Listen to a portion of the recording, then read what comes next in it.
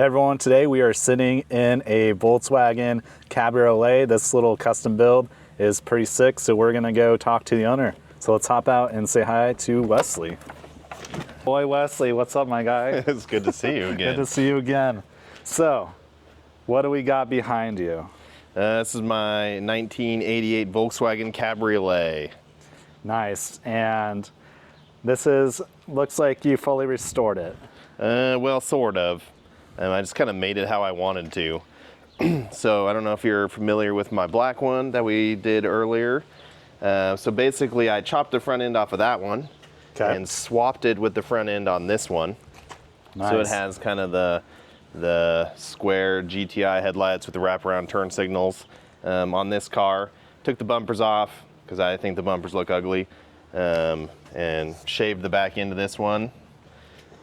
So when you say shaved, like what did you do exactly? So like the seams that would normally run right here. Okay. And then the giant bumper holes that were here, and then the bottoms of these were just covered in like the rhino lining. Okay. Yeah, took all that off. Flared the fenders a little bit.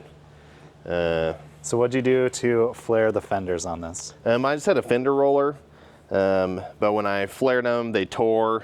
So I ended up having to re-weld them to get them to be smooth again. Nice. So how'd you get into this project? So I actually bought two of these. I bought this one, a Volkswagen Rabbit convertible, a Volkswagen Rabbit convertible, and then this one, the Cabriolet, as parts cars for my black one. But then I got attached to it, and my wife said that if I was going to keep it, she got to pick the color. Nice. So how did she pick this color? I don't know. It's similar to our wedding colors, I think. Okay. Yeah, at the time. My wife was studying for a test for her work that was pretty intensive, and I had a lot of time to kill. And so this is what I did, and it just got this far. It was never really the intention. It's just kind of what happened. Maybe I need to make my wife go study for a test so I can build a car. Yeah. Exactly. Nice. So tell me about the interior, because you've done some interesting things here. Yeah, so I don't actually think that this is the original dash that is in it. I don't really know. Then it has seats out of one of the new Beetles. The front seats are out of a new Beetle, and then the back seat is the original back seat that was in it. Okay. So do you get a lot of attention in this car? Yeah. Especially from girls. Oh, from girls? Yeah. But probably not the right girl attention. That is the cutest car I've ever seen. Every guy loves to hear that his car is cute, right? Yeah. Nice. Yeah. That's all right. Yeah. Nice. Yeah. And then it looks like you might have like removed the side skirts or something. No, the bottom. This one didn't have side skirts. Some of them did come with side skirts. This one may have had them, but it didn't when I bought it. Okay. I just filled the holes and then painted that bottom pan, which was just rhino lined with the factory rhino lining before. Okay, so it was factory rhino line. It wasn't like some guy making an off-roader. Yeah. If I did it again, I probably would have left that part black, but that's not what I did. I love the color. I think it's very cute. That's fair. That's fair. Nice. So what was the hardest part about building this car? I mean, I know nothing about paint. I did all of the Bondo work and that stuff myself, and I primered it myself. That didn't go very well. I ended up having to take the paint off at least twice and try again. What was the challenge with the primer? If you don't have the right equipment, it was more how I was putting it on. My compressor would be fine for a little bit, and then it wasn't. But when you're in the middle of painting, you've got to finish. Like there wasn't anything I could do, and so it would start blotting and just throwing out chunks. Did you have to go all the way back to bare metal, or were you pretty much? Yeah. Okay. Yeah. I did that a couple times. Then I finally had a shop that helped me paint it. Nice. Yeah.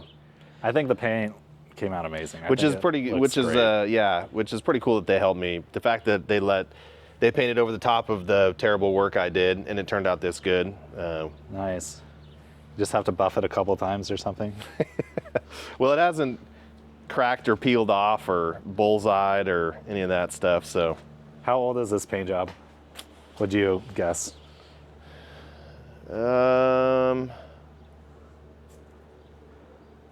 8 years. Okay, so it's held up. It's held up really good for like a Yeah, homegrown job. yeah. Yeah, you actually saw it pretty much right after it was done. You and I went and rode in it. Remember when I was at our old apartment? I do. Yeah. I do remember this project. That was pretty much right when it was finished. So, Nice. Well, what advice would you have for anyone who's trying to restore a Cabriolet or an old GTI? I mean, patience paid off for me. I mean, I'm not the smartest or most talented person, but I'm patient. So, Nice. yeah. So if you want a sweet ride like this, all you have to do is have patience. Yeah, have patience and just keep trying. Yeah. Nice. Yeah. Check the fuse box on these, especially. Actually, I have one. We can get it down. I can show you it, and then everybody can see what to watch out for. All right, let's check out the fuse box. All right, everyone, we got Wesley back with the fuse box. So what do we got going on Yeah, here? so this is the inside of a fuse box that actually came out of this one, and this car had a whole bunch of weird problems. This is like pre-circuit board, but if you see, like this spot right here, where this is where the fuses went in, it is missing a prong. But what happens is when these fail, that prong just falls down and goes inside here and just arcs random stuff. And so if you have a car that's doing crazy stuff like you turn on the blinker and the windshield wipers go, or you honk the horn and the car dies, it's a good chance that one of these rusted out and is now just arcing out to something else. Wow. And you go to diagnose it, and for a while it'll be one problem, and then later it'll be another problem, and you'll just be chasing stuff forever. And as soon as you look inside, you'll see why.